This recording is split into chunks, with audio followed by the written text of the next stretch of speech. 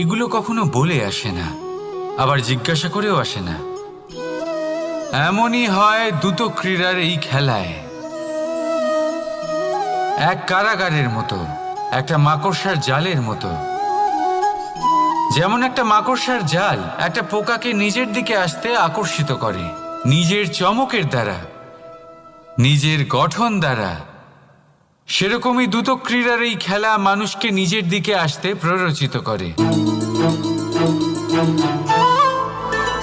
শেষে গিয়ে মানুষ আটকা পড়ে। পার্থক্য শুধু এটাই, যখন এক পোকা এই জালে জড়িয়ে পড়ে তখন সে তার প্রাণ হারায়। মানুষ যখন এই দ্রুত ক্রীড়ায় আকর্ষিত হয়, সে নিজের মান, নিজের ধন সব কিছু হারায়, নিজের বিবেক হারিয়ে ফেলে। কিন্তু আপনি আপনার বিবেক কখনোই হারাবেন না। যদি আপনার মনে লোভ চলে আসে, আপনি লোভী হয়ে ওঠেন। যদি আপনি দ্রুত ক্রীড়ার এই খেলায় আটকা পড়েন, তাহলে মনে রাখবেন এই খেলা থেকে ফিরে আসা প্রায় অসম্ভবই বলা যায়। নিজের বিবেক কখনো হারাতে দেবেন না, কারণ বিনাশ আসার প্রথম লক্ষণ হলো বিবেকের বোধ চলে যাওয়া। এই প্ররোচনায় কখনো পা দেবেন না। আর আমার সাথে ভালোবেসে বলুন, রাধা রাধা। বিজয়, বিজয় লাভের জন্য মানুষ কি না করে থাকে। যে কোনো সম্ভাব্য প্রচেষ্টা করে, কিন্তু নিজের বিজয় লাভের জন্য বাজিতে যা ইচ্ছে তাই রেখে দেওয়া কি উচিত কাজ? কখনোই নয়। নিজের হারানো সম্মান, নিজের হারানো সম্পত্তি, নিজের হারানো অধিকার ফিরে পাওয়ার শুধু একটাই পথ রয়েছে, আর তা হলো পুরুষার্থ, দ্রুত ক্রীড়া নয়। যে মানুষ নিজেই হেরে গেছে, নিজেই নিজের জয়লাভ করার জন্য অন্য কাউকে কিভাবে বাজিতে রাখতে পারে? এ হলো সম্পূর্ণরূপে অনুচিত।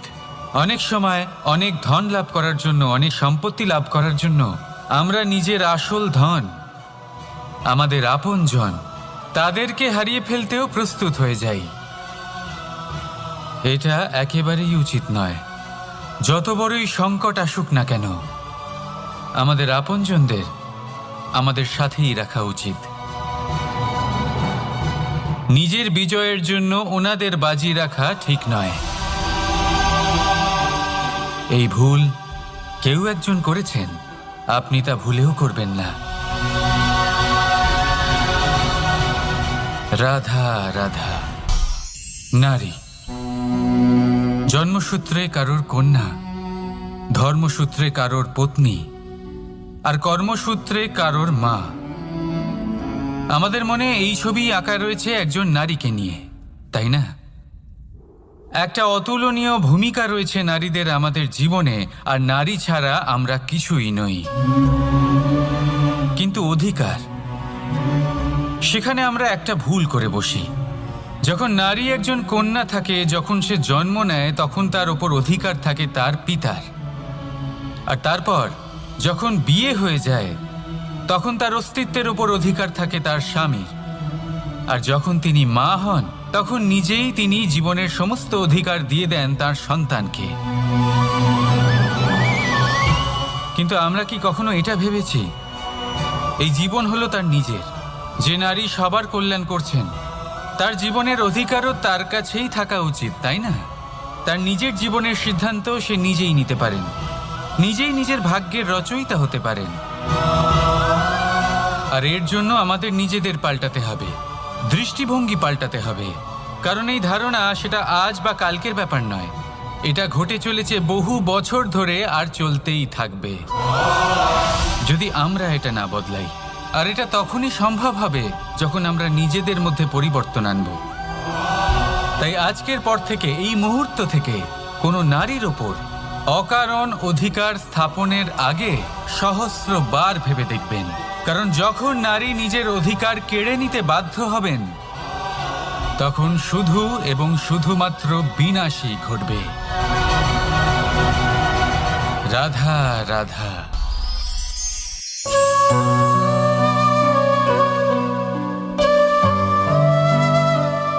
নারী পুরুষরা যাকে নাম দিয়েছেন ত্রিয়া। কেন দিয়েছেন, কে দিয়েছেন, কেউ তা জানে না। কথায় আছে, পুরুষরা ভাবেন যে ত্রিয়া, ভাবেন একরকম, বলেন অন্য কিছু, আর করেন অন্য কিছুই। কিন্তু সত্যিটা কি এটাই? আসল সত্যি হলো এটাই যে ত্রিয়া হলো সেই চরিত্রহীন পুরুষ, আর কেউ নয়। সেই পুরুষ যারা নারীকে বলেন যে আপনি হলেন মা, আপনি হলেন দেবী, আপনি হলেন বোন। আর ভাবেন কি? ভাবেন যে এই নারী হলো আমাদের পায়ের ধুলো, আর কিচ্ছু নয়। আর কি করেন? ওনাদের মাথায়, ওনাদের খোপায় মালা পরিয়ে দিয়ে ভাবেন যে ওনারা হলেন তাদের পায়ের ধুলোর সমান। একজন নারীর সম্মান ভঙ্গ করেন, তাদের দাসী মনে করেন।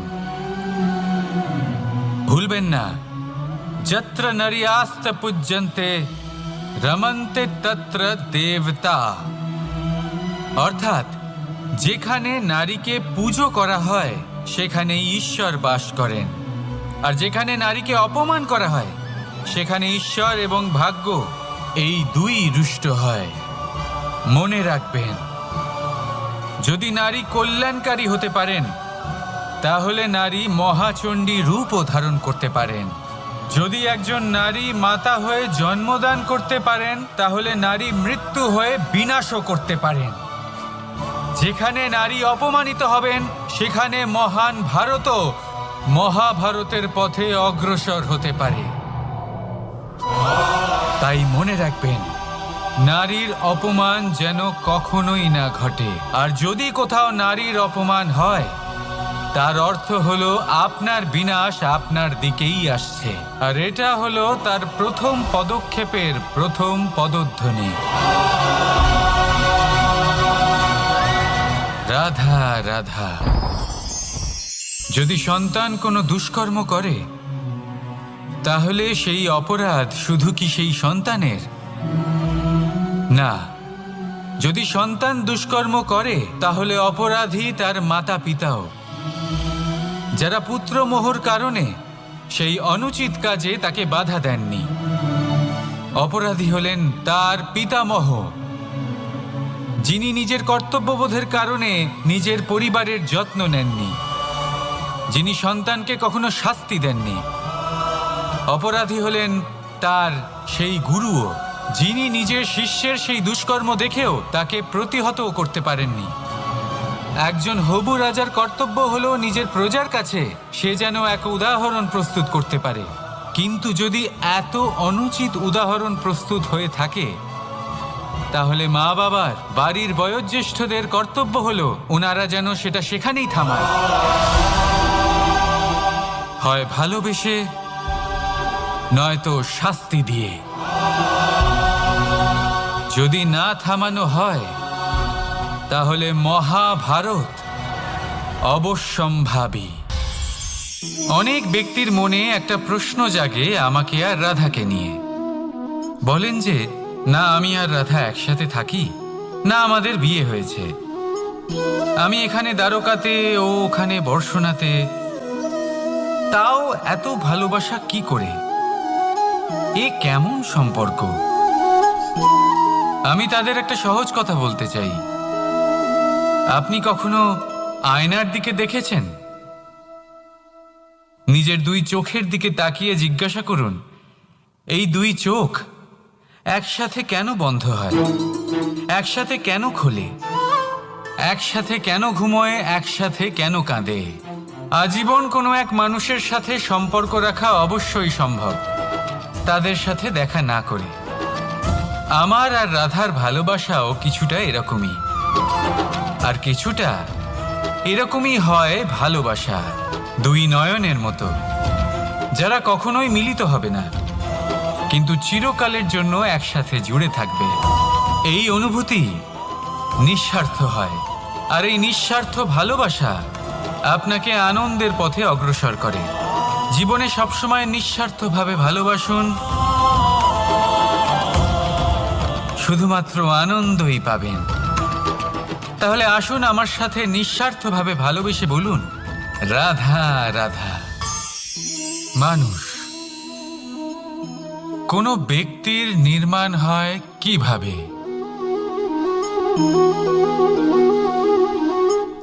কেউ বলবেন পঞ্চতত্ত্বের দ্বারা, কেউ বলবেন আত্মা, দেহ ও চেতনার দ্বারা, কেউ বলবেন ঈশ্বরের কৃপার দ্বারা, তো কেউ বলবেন এই প্রকৃতির পরীক্ষার দ্বারা। না, মানুষের নির্মাণ হয়ে থাকে বিশ্বাস দ্বারা। ব্যক্তি তখনই গড়ে ওঠেন যখন ব্যক্তিত্ব থাকে, ঠিক কিনা? আর ব্যক্তিত্ব তখনই হবে আর সেরকমই হবে যেরকম বিশ্বাস আপনি নিজের উপরে রাখবেন। যদি আপনি মনে করেন আপনি বিষের ন্যায় হবেন, তাহলে আপনি বিষাক্তই হবেন। যদি আপনি এটা মনে করেন যে আপনি অমৃতের ন্যায় হবেন, তাহলে আপনি অমরই হয়ে যাবেন। যদি আপনি নিজের উপরে বিশ্বাস রাখেন যে আপনি সংসারের সব থেকে উঁচু পর্বতের শিখরে পৌঁছতে পারবেন, তাহলে আপনি অবশ্যই পৌঁছবেন। যদি আপনার এরকম মনে হয় যে আপনি এরকম কখনো করতে পারবেন না, তাহলে এরকম কখনোই হবে না। ভেবে দেখবেন, বিশ্বাসের মধ্যেই বিশ্ব বাস করে থাকে, তো আপনার অস্তিত্ব কেন করবে না? যেমন বিশ্বাস আপনি নিজের উপরে রাখবেন, তেমনই আপনি হয়ে উঠবেন। সেই জন্য নিজের উপরে বিশ্বাস রাখুন, আর হ্যাঁ, ভালোবেসে বলুন রাধা রাধা। শত্রুতা, একজন মানুষ অন্য মানুষের সাথে শত্রুতা করে বসেন, দুজন ঘনিষ্ঠ বন্ধু। এমনও এক সময় আসতে পারে যখন এনারা একে অপরের শত্রু হয়ে ওঠেন। এর অনেকগুলো কারণ হতে পারে, কিন্তু মূল কারণ হল আলোচনা। আগে হ্যাঁ, আপনি যদি কারোর বিষয়ে আলোচনা করেন তাহলে সে আপনার শত্রু হয়ে যেতে পারে। এবার মনে একটা প্রশ্ন আসতে পারে যে এটা কিভাবে সম্ভব হতে পারে? আলোচনা, এটা তো অত্যন্ত জরুরি। যদি আমি নিজের বন্ধুর খারাপ কাজের বিষয়ে আলোচনাই না করি, তাহলে সে শুধরবে কি করে? এ কথা সত্যি যে আলোচনা আবশ্যক, কিন্তু তার থেকেও বেশি গুরুত্বপূর্ণ এবং আবশ্যক হলো আপনার এই সিদ্ধান্ত। সিদ্ধান্ত এটাই যে আপনার এই আলোচনা কোন স্থানে করবেন। যদি এটা সবার সামনে করবেন ভাবেন, তাহলে তা অপমানও হয়ে যেতে পারে। যদি এটা আলাদাভাবে করেন, তাহলে তা পরামর্শ হয়ে যায়। অপমান কেউ স্বীকার করতে পারেন না, কিন্তু পরামর্শ সকলের ভালো লাগে। তাহলে যদি আপন কারোর জন্য ভালো কিছু চান, কাউকে শুধরে দিতে চান, আর আপনার মনে হয় আলোচনা আবশ্যক, তাহলে সর্বপ্রথম সময়, পরিস্থিতি আর স্থানের কথা মনে রাখবেন, নয়তো এই আলোচনা আপনাকে খুব ভোগাতে পারে। তাহলে আসুন আমার সাথে ভালোবেসে বলুন রাধা রাধা। আপনার জীবনেও কি সমস্যা রয়েছে? অবশ্যই থাকবে। প্রত্যেকের জীবনেই সমস্যা থাকে। প্রত্যেক মানুষ জিজ্ঞাসাও করেন যে এই সমস্যা আসলে কি আর কেন আসে জীবনে। আপনাকে একটা কথা বলে দিই যে সমস্যা আসলে সেটা নয় যা আপনার পথে বাধা সৃষ্টি করে, বরং সমস্যা হলো সেটাই যেটা আপনি তখন দেখতে পান যখন আপনার একাগ্রতা আপনার পথ থেকে, আপনার লক্ষ্য থেকে সরে যেতে থাকে। আর এই সমস্যাগুলি দূর করার জন্য, এর সমাধান করার জন্য একটাই পথ আছে। নিজের সমস্ত ভাবনা আরো একবার একাগ্র করুন নিজের পথের দিকে, নিজের লক্ষ্যের দিকে। আপনার সমস্ত ভাবনা যদি কেন্দ্রীভূত হয় নিজের লক্ষ্যে, তাহলে এই সমস্যা দূরে থাকবে।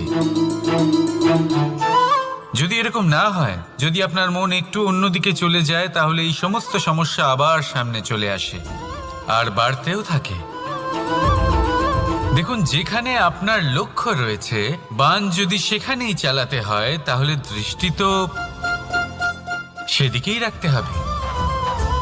তবেই তো আপনি সেই লক্ষ্য ভেদ করতে পারবেন। সেই জন্য মনে রাখবেন, সর্বদা লক্ষ্য রাখবেন নিজের পথে, সেই পথেই সামনে এগোতে থাকুন নিজের লক্ষ্যের দিকে। আপনি যত সামনে এগোতে থাকবেন, এই সমস্যা তত পিছিয়ে যাবে। তাহলে আসুন, আমার সাথে ভালোবেসে বলুন, রাধা রাধা। এই পাখিরা সত্যি খুব সুন্দর, আমার খুব ভালো লাগে। আপনি নিশ্চয়ই শুনে থাকবেন যে কিছু পাখির কাছে ডানা অবশ্যই থাকে, কিন্তু উড়তে পারে না। তারা চায় উঁচু আকাশে উড়ে বেড়াতে এবং মেঘেদের সাথে কথা বলতে, করতেই পারে না। এবার এই সংসারেও পাওয়া যায় ঘুড়িও। এদের মধ্যে না জীবন আছে, না প্রাণ আছে, আর না আছে ডানা, কিন্তু এরা আকাশের সাথে কথা বলে, হাওয়ার বেগের সাথে কথা বলে, আনন্দ করে, উৎফুল্ল হয়ে ওঠে। আকাশে জীবনের কিছু মুহূর্ত কাটায়। তার কারণ কি হতে পারে? কারণ হলো সুতো। এই সুতো যদি সঠিক হাতে থাকে, তাহলে এই কাগজের তৈরি ঘুড়িও আকাশের উচ্চতায় উড়ে বেড়াতে পারে। এবার এই সুতো আসলে কি? এই সুতো হলো আসলে ভালোবাসা। এই সুতো হলো আসলে বিশ্বাসের। আর এটা আপনি দিয়ে থাকেন তাদের হাতে যাদের আপনি বিশ্বাস করেন, যাদের আপনি নিজের সর্বস্ব দিয়ে দেন। ভেবে দেখুন, এই ভালোবাসা আর বিশ্বাসের সুতো আপনি যদি সঠিক মানুষের হাতে দিয়ে দেন, তাহলে আপনি অনেক উচ্চতায় উঠতে পারবেন, আকাশের উচ্চতায় উড়ে বেড়াতে পারবেন, মেঘের সাথে কথা বলতে পারবেন, পাখিদের মতো উড়তে পারবেন, যা ইচ্ছে তাই করতে পারবেন। শুধু এই মানুষ সঠিক হতে হবে, এমন একজন মানুষ যার মনে আপনার জন্য ভালোবাসা রয়েছে, এমন এক মানুষ যার মনে কোনো স্বার্থ নেই, যিনি পরোপকারী, এমন একজন ব্যক্তি যিনি আপনার অস্তিত্বকে বাইরে নিয়ে আসতে পারবেন, তাকে উজ্জ্বল করে তুলবেন। তাহলে ভালোবাসুন, আনন্দ করতে থাকুন, আর এই আনন্দ সহকারে বলুন, রাধা রাধা। বাজ পাখিকে পক্ষীরাজ বলা হয়। বাজের আয়ু হলো মোটামুটি 70 বছর। এবার 40 বছর হতে হতেই ওদের পালক লম্বা এবং ভঙ্গুর হয়ে যেতে থাকে, ঠোঁট বেঁকে যায়, ডানা ভারী হয়ে যায়, অর্থাৎ আগের মতো উড়তে পারে না, সেই শক্তি থাকে না। এবার সেই বাজ কি করবে? বাজ সব থেকে কঠিন নির্বাচন করে, নির্বাচন নিজের পুনর্স্থাপনার। সর্বপ্রথম একটা বিশাল পর্বতে যায়, একান্তে নিজের এক বাসস্থান তৈরি করে, আর তারপরে পাথরের সাথে নিজের ঠোঁট বারবার আঘাত করতে করতে সেই ঠোঁট ভেঙে ফেলে। তারপরে সে অপেক্ষা করে সেই ঠোঁট পুনর্নির্মাণ হওয়ার। তারপর সেটাই করে নিজের পালকের সাথে। তারপরে নিজের ডানা থেকে এক এক করে ভারী পালকগুলো ছিঁড়ে ফেলে দেয়। আর তারপর 150 দিনের এই যন্ত্রণা সহ্য করার পরে ও ফিরে পায় নিজের ওড়বার অনন্য ক্ষমতা, সেই শক্তি। আর তারপরে ও জীবনের পরবর্তী 30 বছর বাঁচে। কি বুঝলেন আপনি? যদি ইচ্ছে শক্তি থাকে, তাহলে একজন দুর্বলও শক্তিশালী হতে পারে। আপনিও এটাই করুন, নিজের অতীতের যন্ত্রণার বোঝাগুলিকে ত্যাগ করুন, আর কল্পনার খোলা আকাশে উন্মুক্ত হয়ে উড়ে বেড়ান। নিজের পুনর্স্থাপনা করুন, তবেই সর্বশ্রেষ্ঠ হতে পারবেন। আর মনে রাখবেন, এই ছোট ছোট পদক্ষেপই বড় বড় শিখরে পৌঁছে দিতে পারে। তাহলে আসুন আর আমার সাথে ভালোবেসে বলুন, রাধা রাধা। আপনি কি কখনো জলকে নিজের মুঠোতে ধরে রাখার চেষ্টা করেছেন? চলুন আজ করা যাক।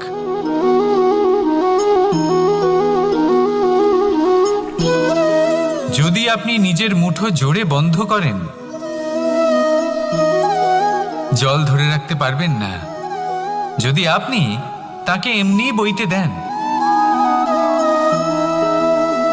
তাহলে ও নিজের পথ নিজেই করে নেবে আর আপনার হাতেও থেকে যাবে। আমাদের জীবনও হলো কিছুটা এরকম, জলের মতো। নিজের পথ নিজেই করে নেয় এই জীবন। প্রত্যেক সমস্যার সমাধান নিজেই করে নেয় এই জীবন। তাই জীবনে যখন কোনো পরিস্থিতি আমাদের প্রতিকূল হয়ে থাকে, কিছুই হয়তো আমরা বুঝতে পারছি না, কিছুই যখন বসে থাকে না, তখন আমরা হতাশ হয়ে পড়ি, নিরাশ হয়ে পড়ি। আর এটাই করা উচিত নয়। শান্ত মনে দেখতে হবে যে এই জীবনে আসলে কি ঘটে চলেছে। কষ্ট সবাই ভোগ করেন। কষ্ট পেলে কেউ রেগে যান, রেগে গিয়ে পরাক্রম দেখান। এটাই তো করা উচিত নয়। শান্ত মনে সেটাই করতে হবে যা জীবন আমাদের শেখাতে চাইছে। জীবন আমাদের সব শিখিয়ে দেবে, শুধু মনে রাখবেন কখন প্রয়াস করতে হবে আর কখন আমাদের প্রতীক্ষা করতে হবে, সেটা আগে আপনাকে বুঝতে হবে। তাহলে আসুন আমার সাথে ভালোবেসে বলুন, রাধা রাধা। বল, শক্তি, পরাক্রম এই সংসারের বিকাশের মূল। কিন্তু কখনো ভেবেছেন যে প্রকৃতি আমাদের এই বল, শক্তি, পরাক্রম কেন দিয়েছেন? যাতে আমরা জীবনে কারোর উদ্ধার করতে পারি, কাউকে সাহায্য করতে পারি, কারোর জন্য ভালো কিছু করতে পারি, কোনো গরিব অসহায় মানুষের জন্য কিছু করতে পারি। এই বল, এই শক্তির সদ্ব্যবহার করতে পারি। কখনো দেখেছেন এমন মানুষ যার কাছে অসীম শক্তি আছে, কিন্তু তার সাথেই অসম্ভব অহংকারও রয়েছে, যিনি নিজেকে সর্বশ্রেষ্ঠ বলে মনে করেন, খারাপ কাজও করেন। আপনি দেখবেন প্রকৃতি এবং মানুষ তাকে ভাঙতে সর্বদা চেষ্টা করেন। মনে রাখবেন, যতই সুবিশাল পর্বত হোক না কেন, তা যদি পথে পড়ে, তাকে ভেঙে পথ প্রশস্ত করা হয়। যদি আপনার কাছে বল থাকে, শক্তি থাকে, পরাক্রম থাকে, তাহলে তার সদ্ব্যবহার করুন, কাউকে সাহায্য করুন, কাউকে রক্ষা করুন। যদি আপনি আপনার শক্তির দুর্ব্যবহার করেন, তাহলে মনে রাখবেন আপনি নিজের বিনাশ নিজেই আমন্ত্রণ করছেন। এবার বল অর্জন করার পরে, শক্তি অর্জন করার পরে আপনি নিজেকে বিনাশ করতে চান নাকি এই সংসারের উদ্ধার করতে চান, সিদ্ধান্ত আপনার। রাধা রাধা। মানুষ আর ধন, এই দুইয়ের মধ্যে সম্পর্ক খুব ঘনিষ্ঠ। ধন হলো সেই শক্তি যার ব্যবহার মানুষ করে থাকে সাংসারিক বস্তু ক্রয় করার জন্য, নিজের জীবন যাপন করার জন্য। আর মানুষ হলো সেই শক্তি যারা ধনকে গুরুত্বপূর্ণ করে তোলেন। এবার একটা কথা বলি, ব্যবহার করা উচিত ধনকে আর ভালোবাসা উচিত মানুষকে। এটা বেশিরভাগ মানুষই বোঝেন না। মানুষ এখানেই সব থেকে বড় ভুল করে বসেন। তারা ভালোবাসেন ধনকে আর ব্যবহার করেন মানুষকে। এ হলো অনুচিত। দেখুন, আপনি একটা সূচের দ্বারা যুদ্ধ করতে পারবেন না, আর কোনো তলোয়ার দ্বারা বস্ত্র সেলাই করতে পারবেন না, তাই না? কোনটা কিসের জন্য হয় সেটা বোঝা অত্যন্ত জরুরি। আপনিও সঠিক দিকে অগ্রসর হন। মানুষকে ভালোবাসুন আর ধনকে ব্যবহার করুন। যদি আপনি মানুষকে ব্যবহার করেন, তাহলে আপনি ভালোবেসে ফেলবেন ধনকে। আর এই ভালোবাসা ধীরে ধীরে পরিণত হবে লোভে, আর ধীরে ধীরে এটা আপনাকে বিনাশ করে দেবে। তাহলে সমস্ত মানুষকে ভালোবাসুন আর এইভাবে ভালোবেসে বলুন, রাধা রাধা। সাফল্য কে না চান? সাফল্য লাভ করার, শিখরে পৌঁছানোর আলাদাই একটা আনন্দ রয়েছে। আর আপনজনদেরও কে না চান? প্রত্যেক মানুষ চান যেন জীবনে তার কোনো আপনজন থাকে, যারা সবসময় তাদের সাথে থাকবে। কারণ আপনজনের সাথেই তো সাফল্যের আনন্দ সব থেকে বেশি পাওয়া যায়। কিন্তু আসলে কি হয়, অনেক সময় সাফল্যের খোঁজে সেই পথে চলতে চলতে আমরা আপনদের থেকে দূরে চলে যাই। না চাইতেও দূরে চলে যেতে হয়, ওনাদের সাথে সময় কাটাতে পারি না। আর আমরা ভুলে যাই যে সাফল্যের আসল আনন্দ আপনজনদের সাথেই পাওয়া যায়। সফল হবার পরে আপনদের সাথে দেখা হলে তাদের চোখে আমাদের জন্য যে আবেগ থাকে, যে সম্মান, যে প্রেম থাকে, সেটাই হলো আসল পুরস্কার। আমরা সেই কথা ভুলে যাই এবং একা হয়ে পড়ি। বেশিরভাগ সময় এটাই হয়। বেশিরভাগ সময় সফল মানুষগুলি একা হয়ে যান। এবার আপনি কি চান? আপনি অসফল হয়ে দিনগুলি একাকিত্বে কাটাতে চান, নাকি সফল হয়ে আপনজনদের সাথে আনন্দে থাকতে চান? সেই সিদ্ধান্ত আপনার। সাফল্যের পেছনে ছুটুন, নিজেকে উজাড় করে দিন, কিন্তু আপনজনদের সঙ্গ ত্যাগ করবেন না। সেই আপনজন যারা আপনার সাফল্যের জন্য দায়ী, সেই আপনজন যিনি আপনার সাফল্যে আনন্দ পান, সুখ লাভ করেন, তাদের কখনো ত্যাগ করবেন না। আসুন আমার সাথে ভালোবেসে বলুন, রাধা রাধা। ভগবান আর ভক্ত যখন একাকার হয়ে যায়, যখন ভক্ত তার ভগবানের প্রতি এবং নিজের জীবনের উদ্দেশ্যের প্রতি সম্পূর্ণরূপে সমর্পিত হয়, তখন জন্ম নেয় ভক্তি। এই সংসারের সমস্ত আশা হয়তো আপনার সঙ্গ ত্যাগ করে দিতে পারে, তখনও ভক্তি সাথে থাকবে। ভক্ত আর ভগবান যখন একাকার হয়ে যায়, তাদের মধ্যে কোনো পার্থক্য থাকে না। তারা এক হয়ে যায়, এক ব্যক্তিত্ব, এক অস্তিত্ব। সেই জন্য কখনো জীবনে যে কোনো রূপেই, যে কোনো প্রকারেই, যে কোনো ঈশ্বরকে মান্য করুন। মনের মধ্যে শ্রদ্ধা ভাব জাগ্রত করুন, মনে ভক্তি ভাব জাগ্রত করুন। এই সমগ্র সংসারে সব কিছু আপনাকে ছেড়ে চলে গেলেও তখনও এই ভক্তি শুধুমাত্র আপনার উত্থান ঘটাবে। তাই মনে ভক্তি জাগ্রত করুন আর আমার সাথে ভালোবেসে বলুন, রাধা রাধা। শব্দই হলো শূন্য, শব্দই হলো আরম্ভ, শব্দই হলো অন্ত, শব্দই হলো অমর, শব্দই হলো ব্রহ্ম। এই শব্দ হলো অত্যন্ত বিশেষ। কেউ কাঁদলে তাকে হাসিয়ে তোলে, কেউ হাসলে তাকে কাঁদিয়ে দেয়। কারোর মনে উদ্দীপনা জাগিয়ে তুলতে পারে, আবার কারোর মনে কাঁটা হয়ে বিঁধে থাকতে পারে। একটা অত্যন্ত গুরুত্বপূর্ণ কথা, যা বোঝা অত্যন্ত আবশ্যক। আপনার মন, আপনার হৃদয়ে যতই শুদ্ধ হোক না কেন, যতই পবিত্র হোক না কেন, আপনার দৃষ্টিভঙ্গি যতই স্পষ্ট হোক না কেন, যদি আপনার কথা পবিত্র না হয়, যদি আপনার শব্দ শুদ্ধ না হয়, তাহলে তা আপনাকে আপনার কর্মফল ভোগ করতে বাধ্য করবেই। একটা সহজ উদাহরণ দিই। আপনার জীবনে এমন কেউ অবশ্যই থাকবেন যাকে আপনি পছন্দ করেন না, যিনি হয়তো অধর্মী মানুষ, যিনি হয়তো দুর্বুদ্ধি সম্পন্ন মানুষ, কিন্তু তার জন্য অপশব্দ প্রয়োগ করলে তার মধ্যে কোনো পরিবর্তন আসবে না, তার মানসিকতা বদলাবে না, শুধু মনে প্রতিশোধ স্পৃহা জেগে উঠবে, মনে হিংসা জাগবে, আর কিচ্ছু নয়।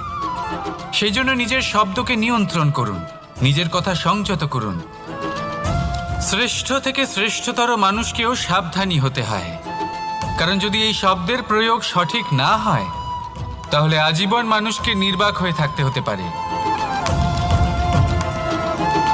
তাহলে নিজের শব্দ নিয়ন্ত্রিত রাখুন, নিজের কথাকে শুভ করুন, এতে প্রেমবোধ জাগিয়ে তুলুন, আর সেই প্রেমবোধ নিয়েই বলুন, রাধা রাধা। বরদান এবং অভিশাপ, এই দুই হলো একই মুদ্রার দুটি পিঠ। এই বরদান আমরা অনেক কারণে পেতে পারি, কখনো নিজের পরিশ্রমের কারণে, কখনো নিজের তপস্যার কারণে, কখনো আমাদের পূর্বপুরুষদের কর্ম ও তপস্যার কারণে। কিন্তু এই বরদান কতক্ষণ বরদান থাকবে তা আমরা নিশ্চিত করতে পারি না। তা সুনিশ্চিত করে শুধুমাত্র আমাদের কর্ম। যদি আপনাকে উদাহরণ দিই, আপনি রেশমের কীট দেখেছেন? ও বরদান পেয়েছে যে ও নিজের সুরক্ষার জন্য খোলস বানাতে পারে। এবারও তাতে এত মত্ত হয়ে যায় যে এমন এক আবরণ বানিয়ে ফেলে যাতে সে নিজেই আবদ্ধ হয়ে চাপা পড়ে মরে যায়। এটার তাৎপর্য কি? তাৎপর্য খুবই সরল। গর্ব করা খুবই ভালো, কিন্তু অহংকার করা কখনোই উচিত নয়। যদি অহংকার মনের মধ্যে প্রবেশ করে, তাহলে এই বরদান অভিশাপে পরিণত হতে সময় লাগে না। আর যদি কর্ম শ্রেষ্ঠ হয় তাহলে অভিশাপও বরদানে পরিণত হয়। তাহলে আসুন শ্রেষ্ঠ কর্ম করুন আর আমার সাথে ভালোবেসে বলুন রাধা রাধা।